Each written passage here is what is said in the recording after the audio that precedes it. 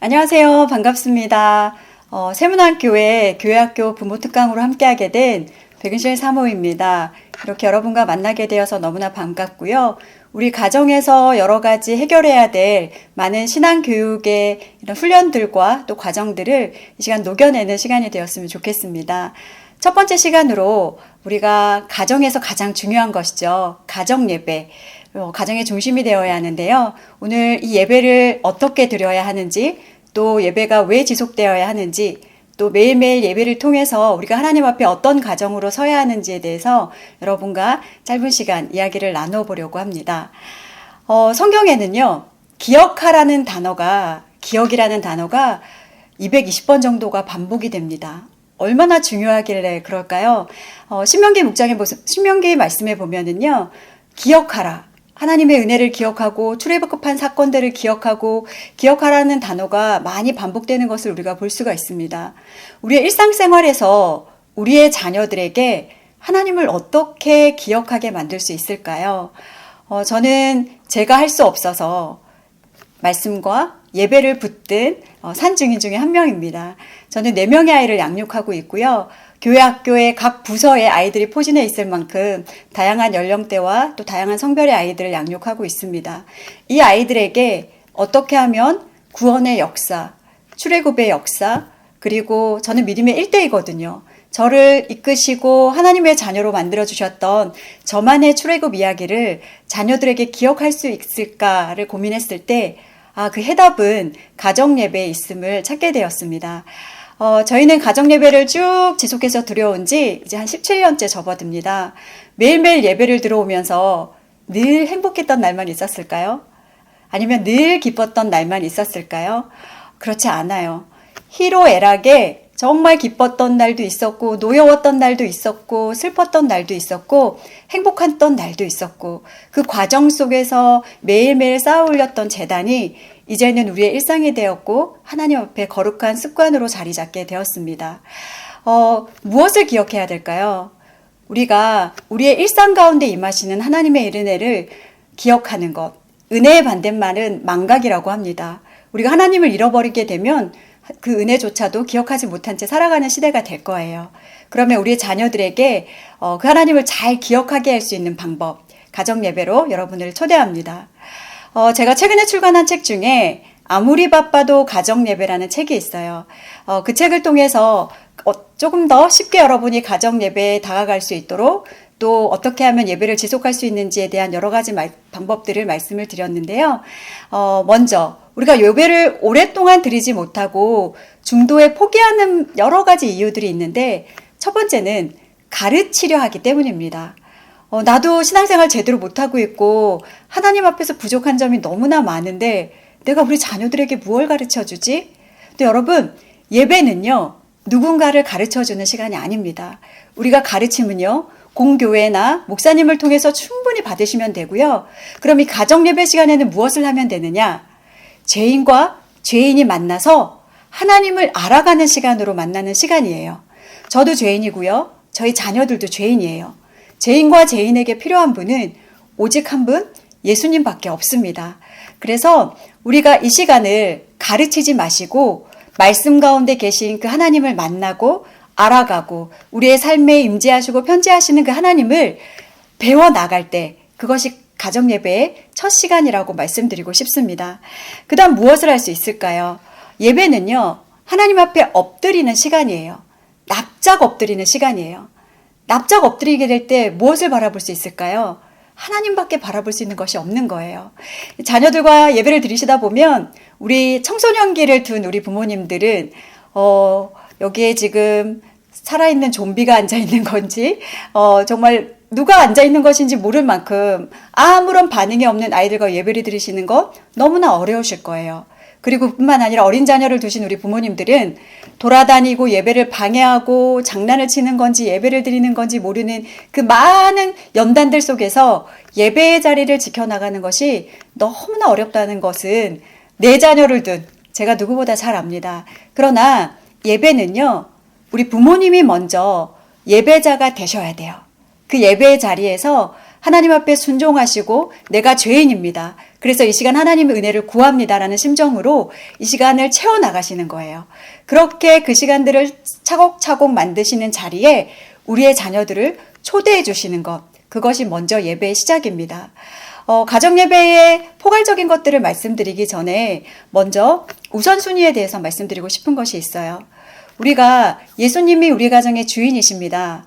예수님이 우리 가정의 모든 것 되십니다라고 고백하지만 우리가 최우선의 삶에 우리 예수님을 주인으로 올려드리고 있는지 우리의 가정을 조금 되돌아봤으면 좋겠습니다.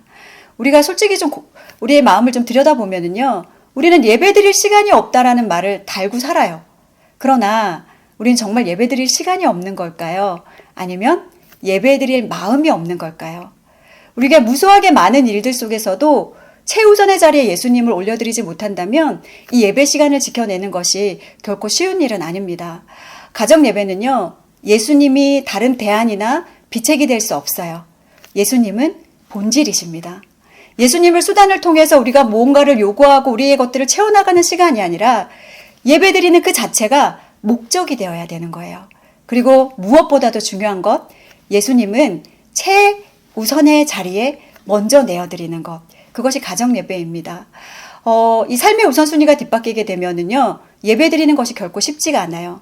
저희 가정은 매일매일 예배를 드리고 있지만 매일 예배드리지 않으셔도 괜찮아요. 일주일에 한 번이 되든 두 번이 되든 횟수가 중요한 것이 아니라 정말 내가 삶의 중요한 그 한 시간을 덜어내서 우리의 가정이 하나님 앞에 예배드릴 마음이 있는가, 그것이 먼저입니다.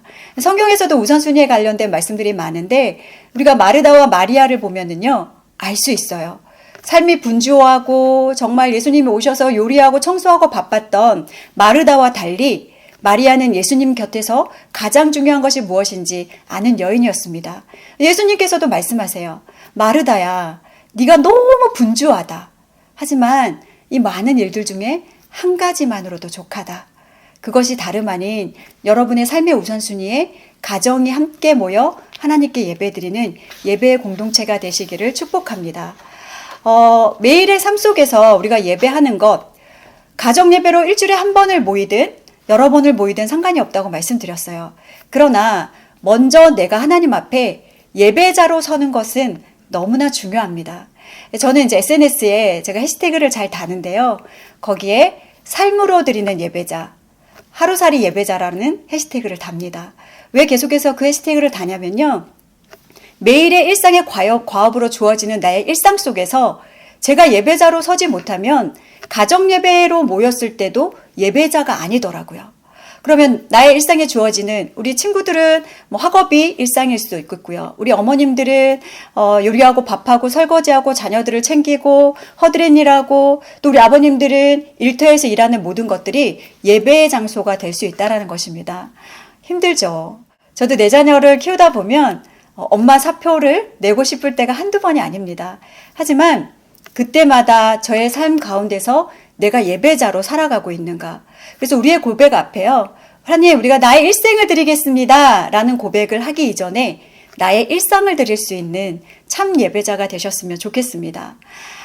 저희 가정 예배를 좀 소개해 드리려고 해요. 어떻게 17년이라는 시간 동안 예배를 지속할 수 있었는지, 그 예배를 통해서 어떤 은혜들을 경험하게 되었는지를 이 시간 짧게 나누려고 합니다. 저희 집에는 6명의 예배자가 있어요. 또 그와 더불어 6명의 예배 인도자가 있습니다. 저희 집에는 돌아가면서 예배 인도를 해요. 이것이 어떻게 가능할까요? 가르치는 시간이 아니기 때문에 죄인과 죄인이 만나서 혈연 공동체를 넘어서 언약의 공동체로 하나님을 알아가는 시간이기 때문에 가능한 것입니다. 예배 골격은 있어요. 맨 처음 찬양으로 예배 문을 열고 기도를 하고 말씀의 자리를 채우고 기도하고 중보기도하고 또 서로의 나눔을 하고 여러 가지 시간들이 있지만, 예배를 인도하는 사람에 따라 예배의 시간도 달라지고요, 예배의 눈높이도 달라집니다. 저희 가정은 3, 4살만 되어도 예배 인도자의 자리에 세웠어요. 예배 시간은 1, 2분으로 끝나는 아주 짧은 예배였습니다. 아이들의 눈높이에 맞는 찬양, 또 아이들이 교회 학교에서 배웠거나 암송했던 말씀 한 구절, 그것을 나누고 읽기도 하고요, 함께 암송하기도 하고요. 그리고 그 말씀 속에 계신 하나님의 성품들을 찾아보기도 하고요. 그렇게 해서 예배 가운데 함께하는 시간을 통해서 아이들이 예배자로 점점 성장해가는 것을 보게 되었습니다. 꼬꼬마였던 저희 첫째가 16개월 되었을 때부터 저와 함께 가정 예배를 드리기 시작했는데 지금은 이 아이가 이제 고등학생이 되었고 곧 대학 입시를 앞둔 아이가 되었습니다. 여전히 그 삶의 자리에서 어린 예배자에서부터 정말 큰 예배자로 자라가는 그 과정 속에서 하나님께서 너무나 놀라운 은혜와 감동을 부어주셨고 우리의 각자가 예배자로 살아가다 보니까 때로는 남편과 제가 집을 비워야 되는 여러 상황들이 있을 때에도 아이들끼리 모여서 예배자로 하나님 앞에 예배드리는 모습들을 볼 때 너무나 큰 감동을 받게 되었습니다. 여러분, 우리 아이들을 예배자로 한번 세워보셨으면 좋겠어요. 하나님께서 어린아이들과 젖먹이들의 입으로 권능을 세우시며 이는 원수들과 보복자들을 잠잠하게 하려 하심이니이다 라는 말씀을 여러분이 묵도하게 될 것입니다. 그러면 우리가 어떨 때 가정 예배를 드려야 될까요? 무수하게 예배 드려야 될 상황들이 참 많지만 저는 여러분께 우리에게 고난이 닥쳤을 때 여러분의 가정에 문제가 있고 우리의 자녀에게 문제가 있고 우리에게 일어난 모든 문제 앞에 우리가 어떻게 예배로 나아갈 것인가 하나님 앞에 감사함으로 하나님 이런 문제들을 우리가 하나님 앞에 올려드립니다. 이 시간 함께하여 주셔서 우리 예배를 받아주시고 이 문제를 해결해 주세요. 그 해답이 다름 아닌 예배에 있더라고요. 저희도 많은 고난의 터널들을 지나왔습니다. 그러나 그 시간 속에서 묻지도 않고 따지지도 않고 자녀들과 함께 가정 예배로 감사 예배로 올려드렸거든요. 그 이유는 그 시간 하나님을 원망하기 위함이 아니라 나의 인생의 희로애락의 모든 순간순간이 하나님이 일하고 계심을 전적으로 동의하는 데 있었습니다. 그렇게 감사와 우리가 불평 가운데서는 늘 종이 한 장 차이인데요. 내가 하나님 앞에서 감사로 나아갈 것인가 아니면 불평으로 반응할 것인가에서는 어마어마한 것들을 우리의 삶이 달라지는 것들을 보게 됩니다. 그러면 우리의 문제 앞에 위로와 소망이 필요한 문제 앞에 자녀들과 함께 기도 제목을 내어놓고 예배드릴 수 있다면 천국 가정을 이룰 수 있는 유일한 시간이 될 것입니다. 두 번째는 또 어떻게 예배드릴 수 있냐면요. 우리가 기쁜 일이 있을 때, 행복한 일이 있을 때, 축하해야 될 일이 있을 때, 가정에 경사가 있을 때 그냥 좋은 곳에 가서 축하 파티하고 맛있는 거 먹고 선물 주고받고 끝나는 것이 아니라 우리의 자녀들에게 하나님을 기억하게 할 수 있는 방법은 너에게 주어진 은혜와 축복 이 모든 것이 어디로부터 오는지를 자녀들에게 가르쳐 주셔야 되잖아요. 저희 집에는 특별히 9월에 생일이 참 많이 몰려 있습니다. 그럴 때 생일 축하 감사 예배를 여러 번 드리게 돼요. 이 아이가 이만큼 성장시켜 주신 것, 이 아이가 입학하고 졸업할 수 있는 것, 우리 가정이 화목을 이루고 하나님 앞에서 건강할 수 있는 모든 이유가 나의 나된 것이 주님의 은혜인데 그것에 감사하고 반응하고 예배할 수 있도록 가르쳐 주신다면 우리 아이들의 일평생에 기쁜 날, 행복한 날, 우리들만의 잔치가 되는 것이 아니라 하나님께 올려드리는 감사 예배로 그 하나님께 온전한 영광을 올려드릴 수 있는 예배가 될 것입니다. 마지막으로 또 언제 예배를 드릴 수 있느냐? 예수님의 생애를 따라 예수님의 생애 주기에 따른 예배입니다. 우리가 아마 교회 학교에서 많은 예수님의 생애 주기를 따라서 이제 부활절도 경험하셨을 테고 사순절 또 대림절 여러 절기들을 만나게 되실 거예요. 그냥 교회에서만 끝나는 절기로 만나는 것이 아니라 가정으로 가져오셔야 돼요. 가정 속에서 다시 한번 그 예수님을 기억하고 이제 가을이 지나고 겨울이 되면 이제 우리는 또 예수님을 기억하고 성탄절을 준비하게 될 것입니다.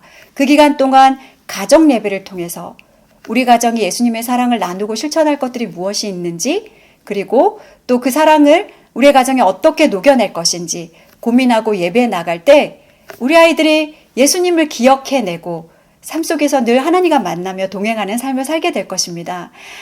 예배의 마지막을 여러분에게 말씀드리고 싶어요. 여러 가지 어려운 점들이 많으시겠지만 예배를 포기하지 않고 슬기롭게 지켜나갈 수 있는 방법은 절대 미루지 마세요. 당장 오늘이 하나님 앞에 예배드리는 시간이고요. 그리고 절대 부탁드리는 것은 예배 시간에 훈계하거나 훈육하지 마세요. 아이들에게 신앙적인 부정적인 경험들을 줌으로 인해서 우리 아이들이 하나님을 뜨겁게 만날 수 있는 통로를 막게 되는 것이 우리 부모가 될 수 있습니다. 그래서 예배 시간에 훈육하고 싶은 마음들 누구나 있죠. 그러나 꾹꾹 누르시고 내가 먼저 하나님 앞에 예배자가 되어서 반응해야 된다는 것. 그리고 무엇보다도 예배를 방해하는 모든 것들. 가장 중요한 것이 상한 감정이거든요. 가족 간에 이루어지는 그 감정들을 잘 컨트롤 하시면서 하나님 앞에 예배자가 되어서 온 가족이 함께 나갈 때 온전한 가정 예배로 하나님께 드려지게 될 것입니다. 제가 이렇게 동영상 강의가 아니라 현장 강의를 드리면 구호를 외치게 하거든요. 뭐 온라인이라고 못할 일이 없을 것 같아요. 제가 아무리 바빠도 하면 여러분이 가정 예배라고 구호를 외쳐주시는 거예요. 우리가 어떤 상황 가운데서도 최선의 자리에 예수님을 올려드리고 예배드릴 수 있는 여러분 되시기를 바라면서 마지막 구호 외치고 첫 번째 강의를 마치고자 합니다. 아무리 바빠도 가정 예배! 감사합니다.